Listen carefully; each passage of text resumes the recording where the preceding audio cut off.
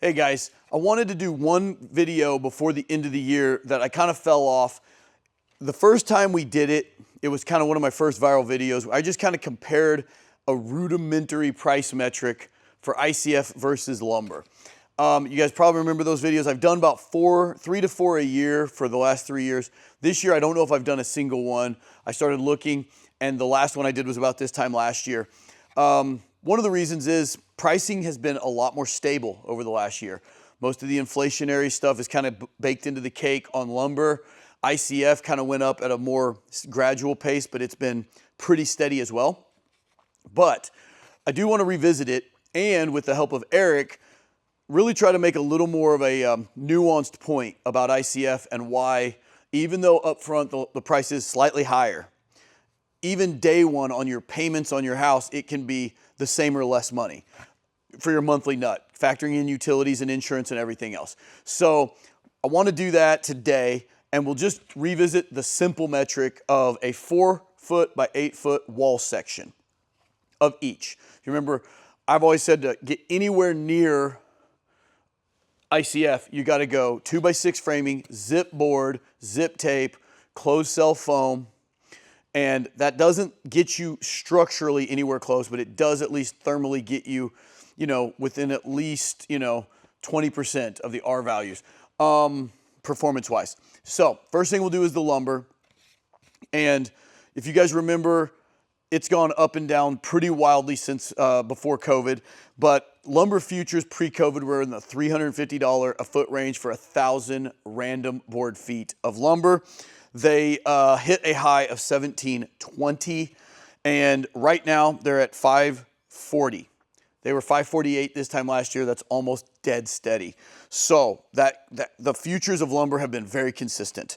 Zip board, a sheet of zip board pre-COVID was around $17. It got up to $74, which is an insane figure that I was just done building at that point. Right now it's at $32 a sheet, which is very similar to what it was last year. 2x6s, in 2019, they were about $4. An 8-foot 2x6, they got up to $15. They're at $7.12 right now. And the big one is spray foam. I did just call a buddy of mine, actually the guy who I'm building the Elements house for. He actually has a spray foam business. They're doing open sell right now for $1.65 to $1.75 a square foot for a 2x6 cavity. But closed sell, and that's about 35 cents an inch, something like that is kind of going rate. Closed sell is anywhere from, in the $2.85 range for 2 inches, which is better. It's more of a good air barrier. So we're going to factor that in, because if we're going to try to compare wood and ICF, it at least has to be the best wood to even get remotely comparable to ICF quality-wise. Okay, so you're going to have 5, it's actually a little more than 5, but 5 2x6s, that'll add up to $35.60. The spray foam, 2 inches of closed cell, will run you $90 for a space this big. The zip was $32.80, and the zip tape, which is right now running about $34 a roll, if you're out there just taping off a field of plywood, it'll do about 8 sheets, but once you factor in windows and door openings, you're going to get about 5 sheets per roll. So you're going to factor in about $7 of tape on a 4x8 section. That adds up to $165 for a 4x8 section of wall. We're factoring in no labor. And the big thing, guys, you'll notice when I get to ICF, I leave out rebar. Rebar is always very consistent. 2,000 square foot house is about $2,000 to $2,500 in rebar. With stick frame, in Missouri, where I live, you might have $500 in, municipality required strapping, Simpson straps, hurricane ties, garage straps, and that's about it. You go to a coastal region, which a lot of you guys watching are in, hurricane zones, earthquake zones, that strapping number, instead of $500, it can be $7,000 or $8,000. So when you start factoring those things in, and ICF, the rebar is always about what rebar is. Sometimes footings are more if you're in seismic zones, but those same footings will be more on a lumber-built house as well in those zones. The wall itself takes about the same amount of rebar all over the world. Okay, so let's get into ICF. Last year I told you we were at about $4.60 a foot on Fox blocks, which is what we were doing right then, which was actually a little better. It was down from, around 5, and that was really good. The Elements block, we've been telling people they're a little bit cheaper, and they are. Won't tell you specifically exactly what we can get to on full truckloads, but right out the door, individual blocks, we're selling them for $24 a block right now, which is a little under $4.50 a square foot. And each 4x8 section is going to take up 0.59 cubic yards at a 6-inch core. That's going to be $94.40, factoring in $160 a yard. Last year I factored in $150. We can still find that around here some places. I know other people that do too, but I'd say the average is upwards of $160 to $180 a yard in the country right now. Lots of you guys are paying $200.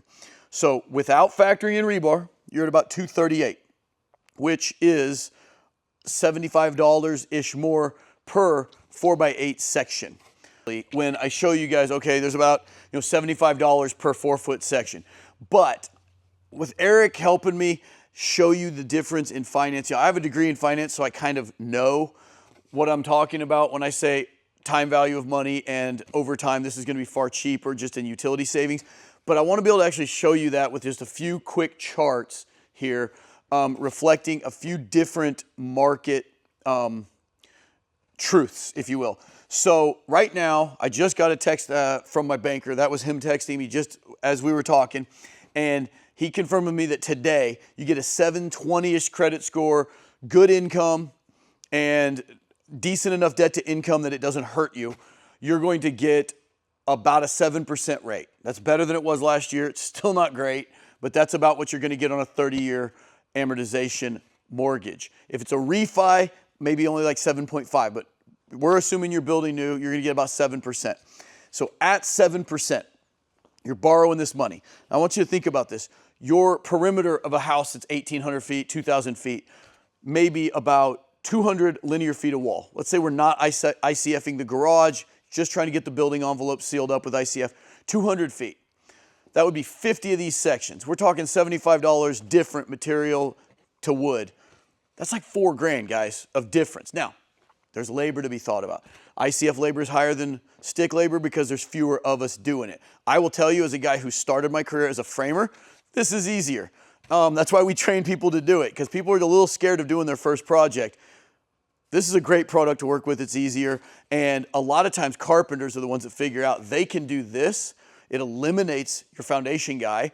And now your framers, your carpenters are doing the entire envelope. They're doing the wall, the concrete work, and the framing. And there's a huge synergy to that. And once the market gets kind of ubiquitous, where those guys like us, like we've doing the Elements build, once we're pretty standard in the market, that's going to make ICF a lot easier to digest how it works. Because sometimes you guys will get numbers, guys will come in at $35 a square foot for ICF, vertical square feet, and that number can be huge. And they're making great money at those prices. I'll get into the Elements build and what I did it for per square foot, and it's going to be a little lower than you probably expect. We did it on the lower end of market rates. I wanted to prove a point or two and get a lot of good content on an element build. But I want you to think about a couple things, and I'm going to go over back to the office and do a few charts with Eric and voice over them.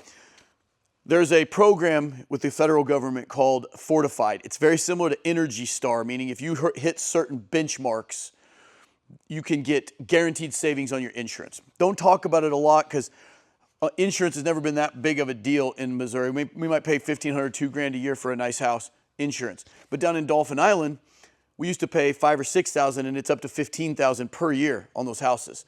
So when we can save up to 40% guaranteed on a Fortified Gold certification, which means we hit the highest level of structural robust, code work, we get a guaranteed 40% savings. So you can get that with ICF as like a cheat code. It's very hard to get there with lumber. I mean, to the point they x-ray your studs to make sure your nail pattern on your OSB is perfect. And we passed that test in Dauphin Island, but it was hard. I had to watch those framers like a hawk. They did really awesome when I got them to buy into what we were trying to do. But to get to a fortified. So you can save up to 40% on your insurance with ICF quite easily. In addition to that, utility bill. Picture you're paying 7%, 7.5% for every dollar you borrow to build this house. That's going to be, you're going to pay more for that extra, let's say if you got $5,000 extra material in the house, maybe there's an extra 10 or 15 or 20 in labor, you're paying an extra $25,000 for the house. What's that going to do, to your mortgage payment? Let's see what the payment's going to go up. Your utility bill is going to go down. What I'm about to try to prove to you is that your monthly nut is going to be lower with an ICF house than a framed house. And I think that's a no-brainer if you look at the number.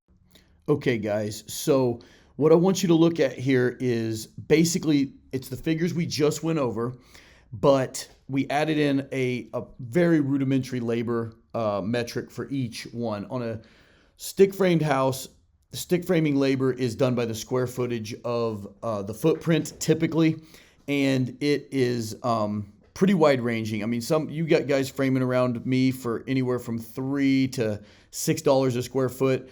You get down around the coast, and I know guys that get $20 a square foot for framing. So it's very difficult to put a number on that. I went with a $6 figure, and then I discounted it by $1.50 because we're not going to be framing the outer walls in the ICF one, and we didn't discount it on that one, so that evens it out. So it's basically figuring $4.50 a square foot for labor instead of $6 because we're taking off what we would save on the ICF wall.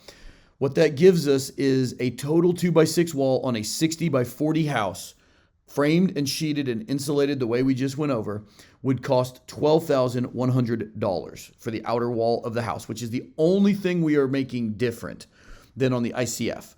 So now if we go down to the ICF, you'll notice everything's exactly like we talked about. I put a labor rate of $8 a square foot. That is for vertical square feet of wall. And that is a little different than you would figure a stick frame wall, which is one of the big reasons when people ask me, how do you factor it? It's really got to look at the whole picture, which is what I'm going to try to show you in the next couple of figures. That this looks like this is double. Like, wow, ICF is double, but this is only the outer wall. Nothing else should change. If you have an electrician that says he's going to have to upcharge you because it's ICF, go with someone else. It is not harder. I would contend that it's probably easier to wire, but it is definitely not harder and definitely not more time consuming. So if any sub thinks you're going to charge you more because it's ICF, go with someone else. That is not necessary. None of my subs do that. Most of them are quite enthusiastic about ICF once they understand it. So from right here, we're going to look at this. This is double. I'm going to show you what that looks like on another chart right here. Okay, guys, so this one's just real simple, little bar chart that just shows you the different items going into each one of these figures. And you can see that effectively the ICF wall is about double right now in the current, market conditions, but that is just the outer wall. So now let's look at another one that shows it on the overall construction cost, because I think that's where you'll really start to see what a minuscule difference this really is. And then we're going to look at how it actually affects your mortgage when factoring in all the things that ICF begins to save you. Okay, so now you can kind of see on this, and we kind of factored in a very basic house. I mean, obviously the cost per square foot on this entire house is not a ton, but that's not factoring any land value or anything. But this would be a pretty moderately furnished house at this price range. But you can see how small the outer walls factor into either one of these budgets. And you'll also see where Eric has put that bright orange line in, and he's got that written in there as contingency and padding. And why we did that is when I actually did the factoring in by the square foot, we were less than, double. We were only about $8,000 more because, like I said, this is a really basic wall. And so I said, round it up. I'm going to get trolled by guys telling me I'm not high enough on the ICF. Every market is different, but I assure you we do make money at the prices I'm talking about right now. So, they're attainable, especially, and if you're in one of those really high-end markets, we train people to do this all the time, so you don't have to pay those exorbitant prices. But if you just look at this, every other aspect of this house should be the same. So all that gray area is the same. So you're only paying extra on that little bit of extra orange there. And when you actually see what it does to your payment, if you actually factor in everything, that's where the magic starts to happen. Okay, guys, so this is Eric's last chart, and this is factoring in everything we've just talked about and comparing the two house costs. The 2x6 wall with spray foam, we're going to be at $250. The ICF wall, we've rounded up to $265.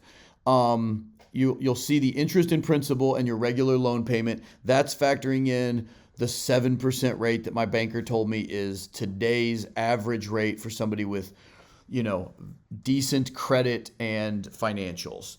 Some of the cool stuff Eric kind of played with here, though, is because you're going to have a slightly higher payment with the ICF. You're paying about $100 more per month. You're paying a little bit more interest. So each month, your deductible interest will be about $15 more that you're going to get to deduct off your taxes every month. So he factored that in as a cost savings. You're going to save about $289 on the 2x6 wall and about $306 on the ICF wall. That's what your interest deduction per month will be at the end of the year.